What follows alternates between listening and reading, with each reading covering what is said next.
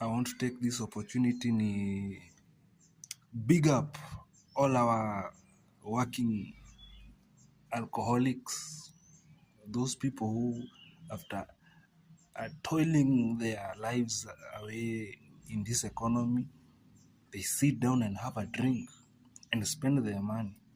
I'm not talking about these motherfuckers who just go and drink na hawana kakitu, wamekuja kuomba kama mafala. Ni mafala siwaongelei. I'm talking about those people contributing to our economy, because for the longest time tulikuwa tunaambia wasi walevi sijui hivi na hivi, but mi nimekuja kurealize they are the people contributing to our economy. Ukitaka kujua economy ya Kenya inafanya fiti, wasi wengi ni walevi. Yes, ni ukweli. Mbona tunadeny hiyo shit? So yes, ukiona mlevi na unajuanga upika mboka yake safi, na on a Saturday ama on a Friday hivi ama on a Sunday zimemshika, na usimjudge, msaidie na umsalute sana, juu huyo msee ana contribute design wezi amini. Bila hii economy pia wengi wenyu hata hamwezi afford vitu zenye mnafanya saa hii.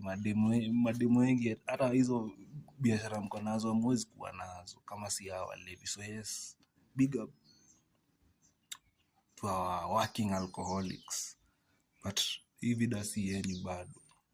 Hii ufala tuko nao ya tumebani hizi mapombe zetu za our locally made alcohol. Kama kuna kamtako kako hapa kanaitwa Mekinduri, there's a brew they sell there, sijui inaitwa Makavu msi. Mi nilikuwa naangalia hiyo drink, naona wase wenye hukunywa hiyo drink msi. Hiyo drink hii government ikaweza enforce hiyo drink kwa illegal design, maaskari wafanye hiyo drink haiuzwi hiyo mtaa kitu itabakia tu ni farming, otherwise hiyo mtaa itadedi.